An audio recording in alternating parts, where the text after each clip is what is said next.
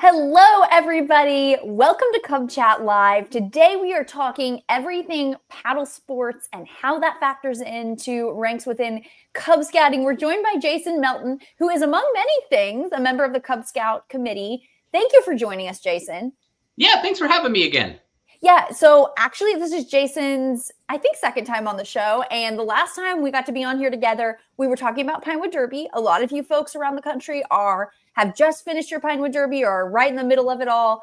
Jason is a real true blue Cub Scout dad. They just finished Pinewood Derby a few weeks ago, and his daughter created an awesome car. Shout out to your bear.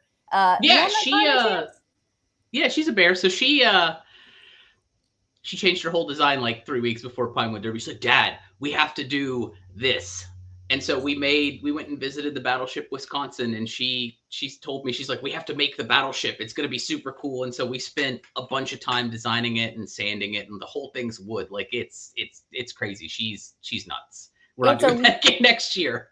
It's a really awesome car. Yeah, who knows what you're going to get yourself into next year. Thank you for joining us on that last show for Pinewood Derby. Everybody at home, keep submitting pictures of your cars to scoutlife.org. We are building that gallery right now.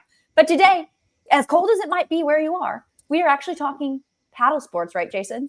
Yeah, and it's funny we're talking about Pinewood Derby because our first slide's actually kind of about Pinewood Derby. True. So it's a good segue. So just a reminder to folks, February 28th, the deadline at midnight. If you want to submit your Pinewood Derby car, you have a chance to have it on a NASCAR. Like, how cool is that, right? Like, I don't think our design would go very well on a NASCAR, but yours probably would. And like, how cool is that? Plus, you get to go to the race and be there where your Pinewood Derby car is racing around the track. That's awesome.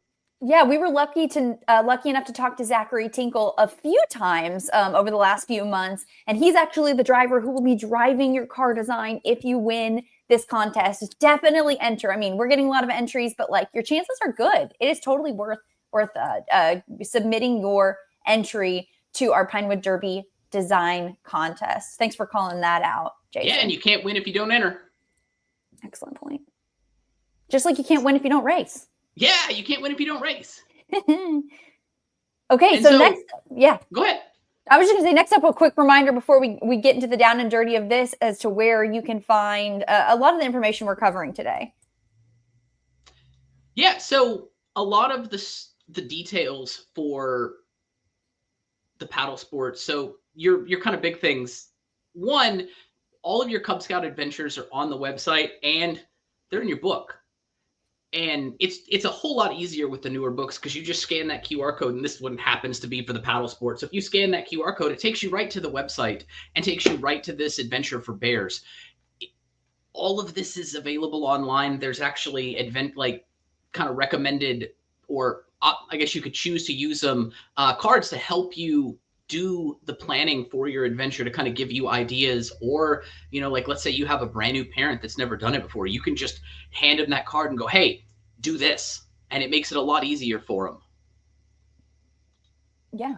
Such a cool, easy resource. Yeah, check that out. Scan the QR code. You can pull out your device and scan to navigate there to our scouting.org resources. Okay, let's get into paddle sports, right? What are paddle sports? Yeah, so for scouting, paddle sports are canoeing, kayaking, and stand-up paddleboard, which are awesome. So shout out to PAC 2831 and the Georgia Carolina Council. I kind of wanted to have some images to start us out. Like, we did a PAC paddle sports outing this summer when the new adventures came out, and it was an absolute, a blast. Like, we had probably 20 youth plus their parents, and everybody had a great time. We spent probably 2.5 hours, learning about the right way to do things, making sure that we understood the safety rules, making sure our life jackets fit. And then, the requirement is 30 minutes of paddle time. I think we spent like 1.5 hours on the water paddling around. We were beat when it was done, but consistently, my daughter tells me every time we do something paddle sports, like, Dad, that was my favorite thing we've done. If you have the opportunity to take your cubs on some sort of water adventure, I promise you they're going to remember it for the rest of their lives. It's so much fun. So we hear the term paddlecraft and paddle sports. Can you use those interchangeably? More or less. Okay, so that's the same thing when people are referring to paddlecraft. Okay, very good. So, these paddle adventures, they exist in multiple ranks in Cub Scouts, right? They do. So you can do this with all of your ranks, but you can only earn adventures for bears, Weeblos, and AOLs. So if you plan this as a pack outing, and once we get down on the requirements, we'll kind of go more in depth for why. You could take everybody, but the only people who can earn the adventure are your bears, your Weeblos, and your AOLs. Because that's where they are. They're kind of geared more towards the older kids. Kind of like the knives, how there's knife safety adventures for bears, Weeblos, and AOLs. This is kind of one of those, as you get a little bit older, it becomes more appropriate to do. Because just based on, skill and dexterity as your kids get older. I think as we look at some of these requirements, that's going to make a lot of sense to our viewers. Give us a shout out if you have worked on any paddle sports in your recent meetings. Quick shout out. Yeah, first time listening live. Shout out Pack 56 from Beaver Creek, Ohio. Thanks for tuning in. Pack 32 in Versailles, Kentucky is checking in. Pack 151, Scottsdale, Pennsylvania. Let us know, Rich. Steve says, hello from Pack 3310 in Akron, Ohio. And Rob, to our earlier conversation, is saying they just did their PAX Pinewood Derby a couple weeks ago. They're getting ready for their district. In a couple weeks, we've gotten to go to that district race. It's super cool. One more shout out. Cub Scout Pack 3130 in very cold and very snowy Greenville, Michigan. Yes, you're probably not thinking about getting out on your lakes right now, Aaron. Theirs is probably a late spring, early summer adventure. One is guessing. So one thing, most of our adventures, but especially this adventure, it requires a little pre-planning before you get to that pack meeting, right? It does. And so one of the things we're going to talk about today with the slides is kind of planning this as a pack meeting, right? Especially if this isn't going to work if you're in a jumbo pack of 100 kids. That's going to be wild and crazy. But if you're a smaller pack of, 20, 25 kids, this is totally doable as a pack meeting and taking everybody out on the water. So long as you have the appropriate adults and kind of follow the equipment and the rules. Very good. Okay, let's pull up that prior to pack meeting. Yeah. There we go. And so kind of the plan, and this is going to be a resource that's posted after the meeting, so you guys can kind of go through here and use this. I kind of break it down later on in the slides to kind of, there's a couple pieces to it. You have to do a swim test you have to pass a swim test in order to earn this adventure. That's requirement 1 for bears, Weeblos, and AOLs. And so it's kind of broke up into during a swim test. So that's one thing you're going to do separate. There's going to be before you actually get to the water, which could be in the parking lot, right? It doesn't have to be a formal meeting. And then there's actually doing the paddlecraft stuff, learning about it on shore or in like knee deep water, and then actually doing your paddling in the water. Makes sense. So here's a little snapshot of your prior to pack meeting, steps. And I guess, is this true for every, does this work for the ranks that can have paddlecraft adventures? Like this is translatable across all 3, correct? Yeah. So everybody has to do the swim test. Everybody has to make sure they know how to have a well-fitting life jacket and how to put it on and take it off. But only your Weeblos and AOLs have to actually jump in the water and swim with that on because, in theory, your bears are not quite there yet. Sure. Okay. Makes sense. So there are some distinctions. Rob says that their Council Cub Scout summer camps include paddlecraft adventures. Ailey says Pack 25 did paddlecraft with bears and AOLs last June as part of a camp out. And Michael points out, usually these adventures are super popular with their scouts. So he says they're great adventures to do late in the school year when you're struggling to keep scouts engaged going into summer. Yeah, really good point. You actually might be, this might offer that first opportunity in the year for scouts to get out on the water, which we know they're very eager to do. Yeah, and that's a good call out, right? Like anything you can do to keep the kids excited. Like we did it as a summer adventure just because we want to keep kids engaged in the pack. But same thing, you hit that lull at the end of the school year. They're looking forward to getting out of school. They're not thinking about scouting. Let's make them think about scouting. Yeah. Oh, okay. David calls something out. You have to check us on this. It's a good opportunity for Associated Scout Troop to practice their life-saving merit badge as extra eyes. Right. And so that we're going to get there. That's further on in. So that's a good call out. We're going to talk about that a little bit. Okay, good. So we just talked about preparation. Unless we've missed anything, let's talk a little bit about once you actually get to these pack meetings.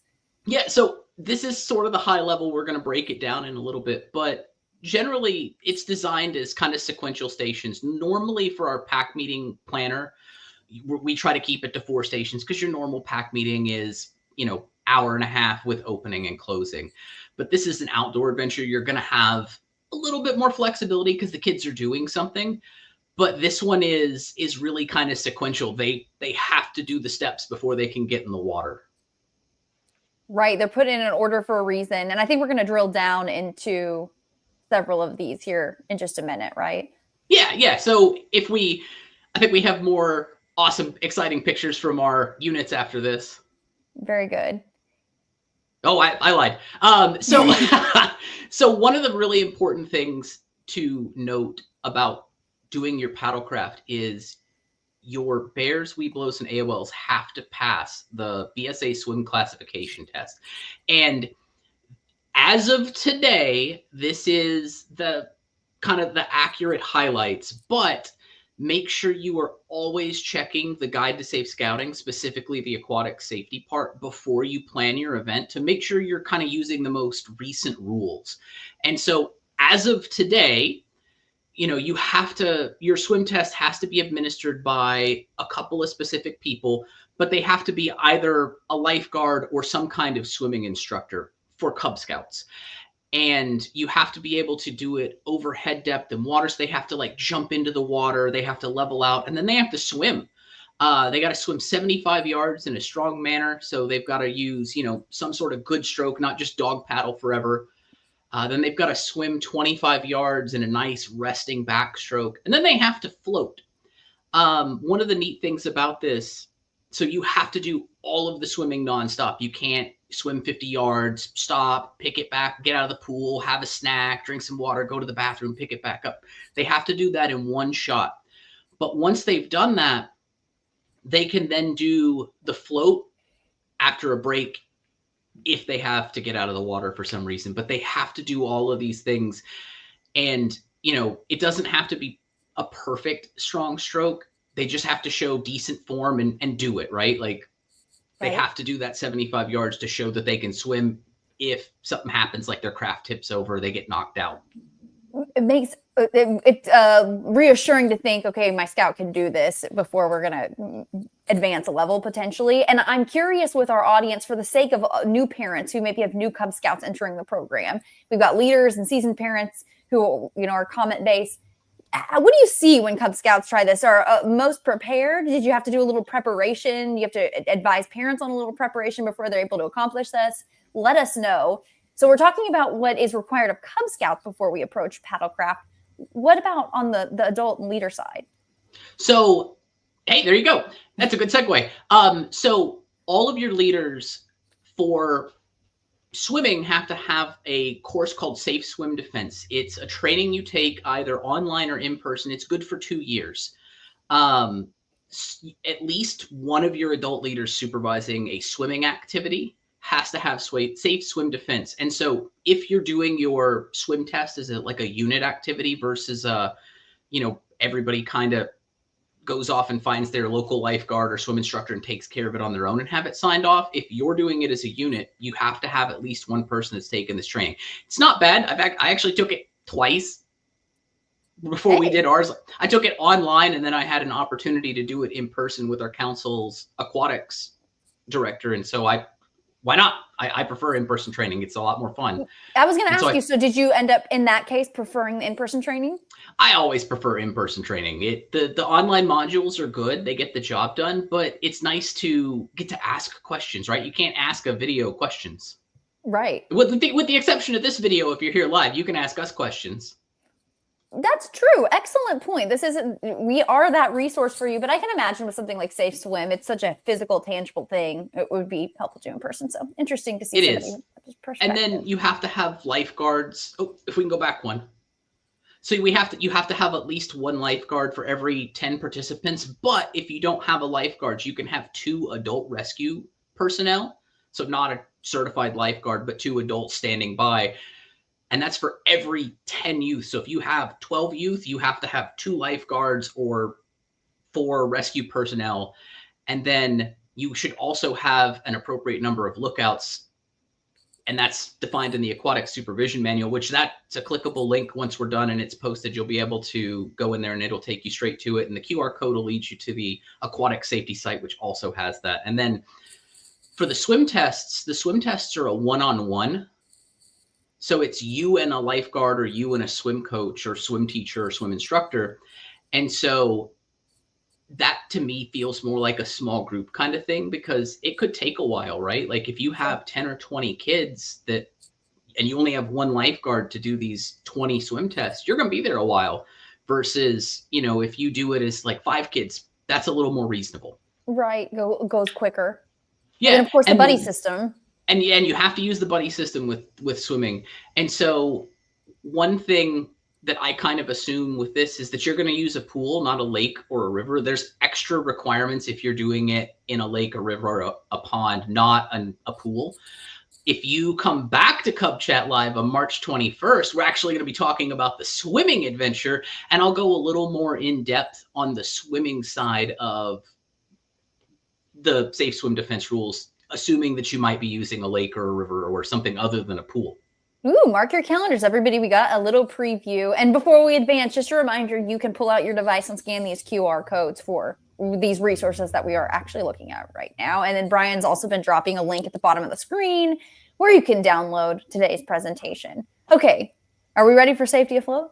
Yeah, let's talk about safety afloat. So safety afloat is another one of those required trainings. If you're going to do any sort of paddlecraft activity, you have to have safety afloat. It is also good for 2 years.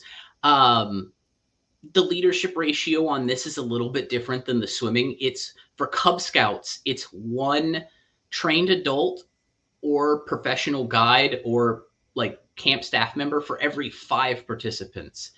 You have to have at least 1 leader there with CPR training and first aid, which can also be fulfilled by, like, if you have a paid guide, like let's say you're doing here in Richmond, when we did it, we actually hired a guide company that brought the life jackets and brought the kayaks and canoes for us and kind of took us on a tour.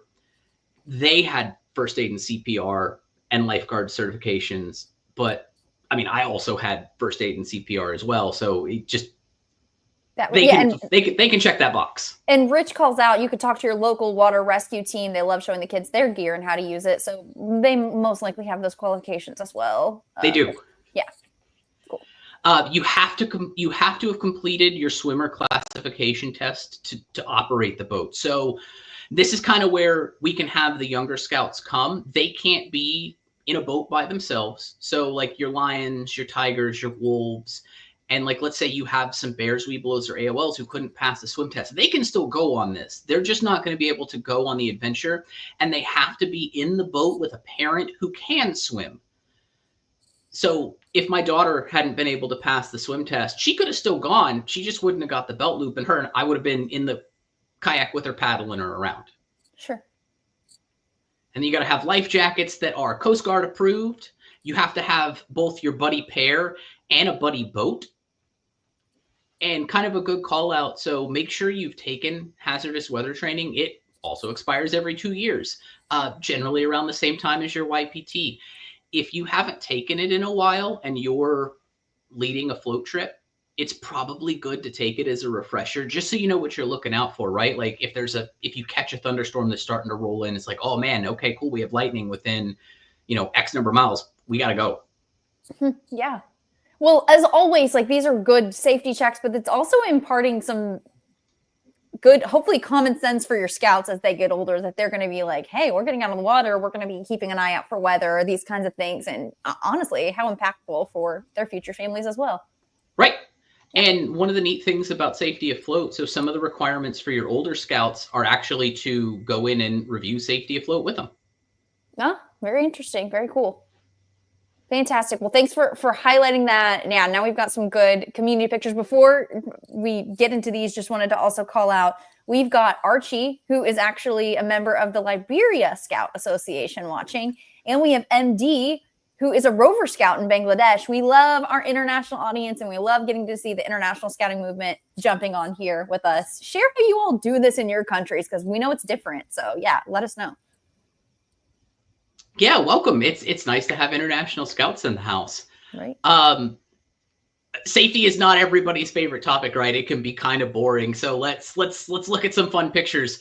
So thanks to Pack 20 from Johnson, Rhode Island, and to Tidewater Council and Dan Beard Council for having some great pictures of some paddle sports activities, right? Like every single one of those kids, if you look at them, they're having a blast. Nobody's miserable. Nobody's like, oh, I wish I was at home. I want to be on the water.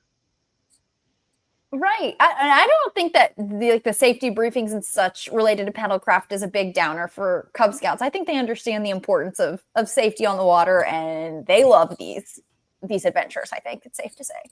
Yeah. Very good. It's better to be safe than sorry, right? Oh, absolutely. Okay, so I know we peaked to round us out here. I know we're going to take a little bit closer look at, before the meeting again, and then when you're outside the water and the meeting has began, and once you're actually in the water. Is that right? Right. Yeah. That's kind of where we're headed. So this is kind of your before the meeting stuff, and this is really the stuff that's best done at the pool ahead of time. So your swim test, and you could do life jacket like to fit it and to try it on as a gathering activity if you're not doing, the next section there. But because your Webelos and your AOLs actually have to get in the water and do some swimming with their life jackets on, I think it's probably best to get that out of the way with your swim test, right? And if you're doing them as a paired set of adventures, because really the swimming adventure that we're going to talk about next month and the paddlecraft adventure they really dovetail together really nicely. They sort of fit, because the swimming adventure has you take the swim test for most of your ranks and talk about water safety and rescues and rescue throws. And so if you're already doing the swim test there, you can check that box for having your Webelos and AOLs do their life jacket swim for 25 feet.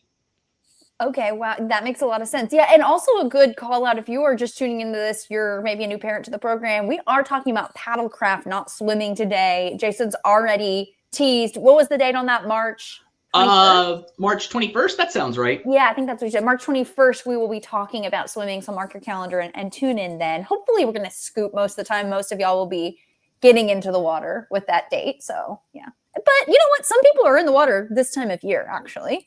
Oh man, I bet the councils down in Florida not left. That's exactly what I was thinking. And Hawaii, yeah. And Hawaii. Okay, very good. Our next section is sort of before the meeting, which this could be before the meeting at a den meeting. This could be before the meeting in the parking lot, right? Before you actually get down to the water. And so if you're going ahead of time, you kind of have to know what craft you have. Do I have kayaks? Do I have canoes? Do I have a stand-up paddleboard? Maybe your associated troop already has those and they're willing to loan them to you. Usually if you're going to a council run event, they'll provide those, or you can look at doing like a guide service that brings everything, your life jackets, the whole kit and caboodle for you, plus some guides. And then the next requirement is to talk about safety afloat with your older youth, and your bears have to talk about the role of what qualified adult supervision is, which is in safety afloat. So in my opinion, this is all kind of your one piece, right? You talk about what you're going to do, you talk about how we're going to be safe, and then you're ready to actually head down to the water and start doing some practicing stuff either on the shore or in the shallow water. Yeah, you made a really good point too.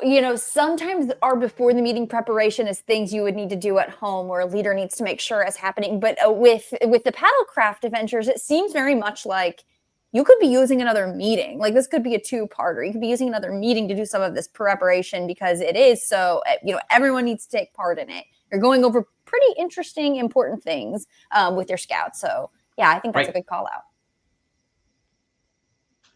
And then the next one we'll take is actually down to kind of the water for our requirements. So your bears don't have any piece here.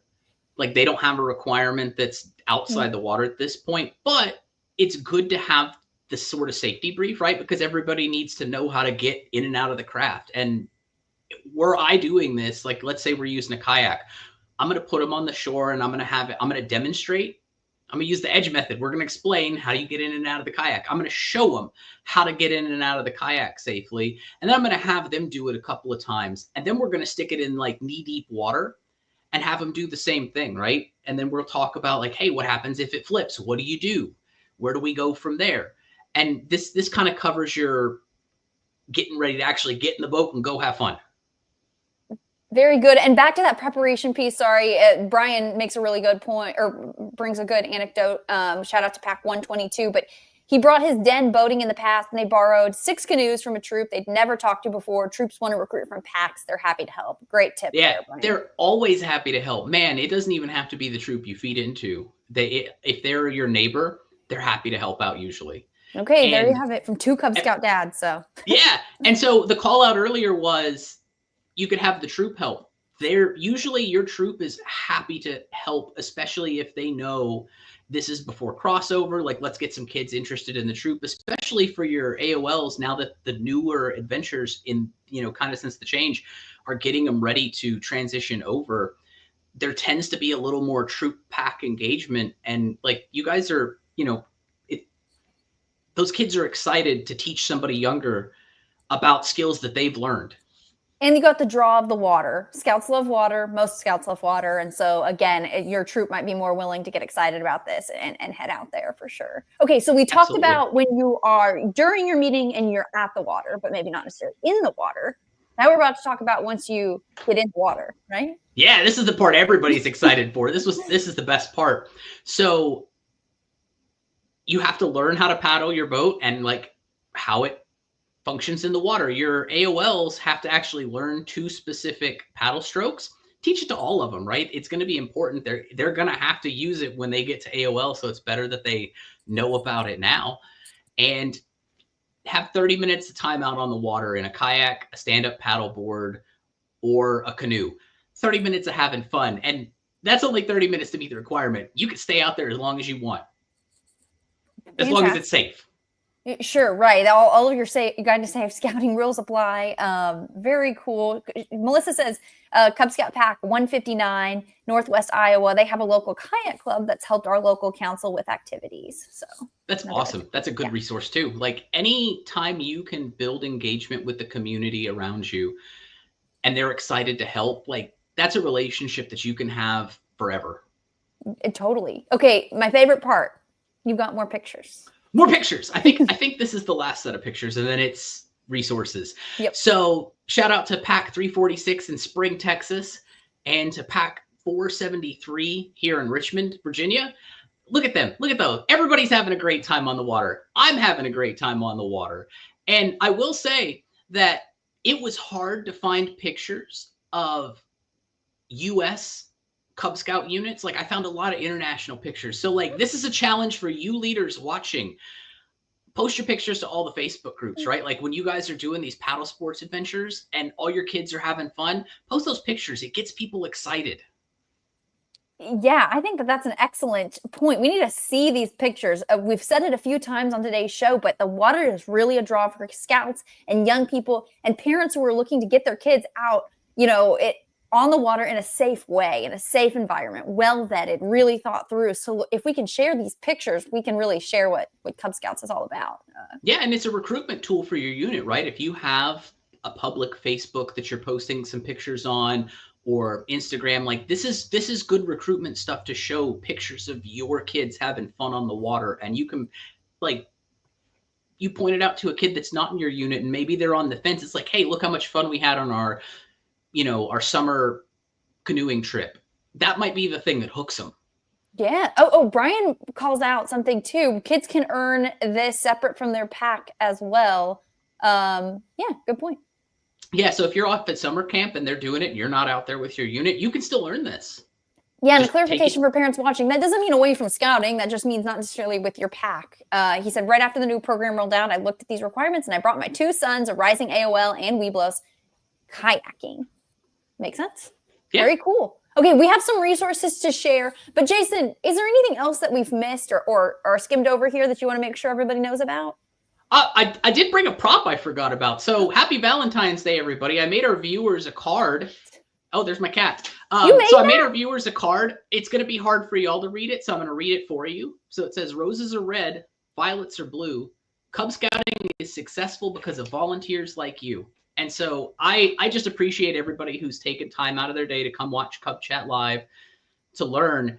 You guys are what make the program great, right? Like you're the boots on the ground who are making this happen. You are keeping these kids having fun. You're making it simple. Like, thank you so much. Thanks for being here, and thanks for volunteering to make the program great. What a good Valentine's message. Can we see that card again? It was really, really cute, that front there.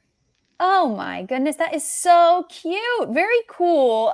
Tamara says, love your Valentine's Day card. Shout out, Tamara. Yes, happy Valentine's Day to all of our viewers, to our wonderful Cub Scout committee. Thank you for what you do, going both directions there. So yes, thank you. Lots of love from the Cub Scout family for sure. Okay, let's throw those resources up. This is how we end a lot of our shows, but you can check out the Cub Scout Den meeting resources and some stuff we just talked about, right, Jason? Yeah, so almost everything we talked about, and that there's a QR code, there's a clickable link down here on the last page, just to kind of wrap it up with a bow and make it almost a one-stop shop for what we talked about today, for all of the different trainings. That'll take you straight to the training video in My.Scouting. It'll probably ask you to log in. You know, it'll take you straight to the page with the aquatic supervision guide. It'll take you straight to the current version of the swim classification record for you to do your swim test. Like, everything you need is right there. Fantastic. Something you all have been asking for a long time is the ability to download the presentations that we show each week. And we are able to do that. We've got a link up at the bottom of the screen. It just went away, of course. Sorry, Brian.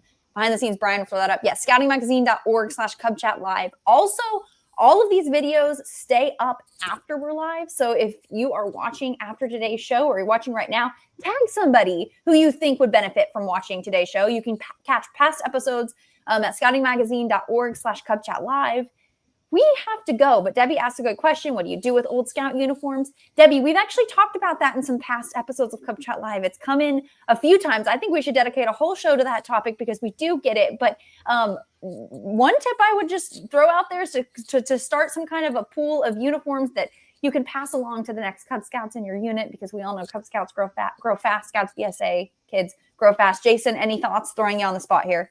No, you nailed it, right? Like every unit I've ever been in, they have a uniform closet or a uniform library, right? And it's kind of take a shirt, leave a shirt. If you're going to take a shirt out of there, maybe you have a uniform that doesn't fit, you go donate it back to the library, as long as they're in good shape, right? Like once a uniform, always a uniform piece. And so it doesn't matter if the front of your shirt says Scouting America.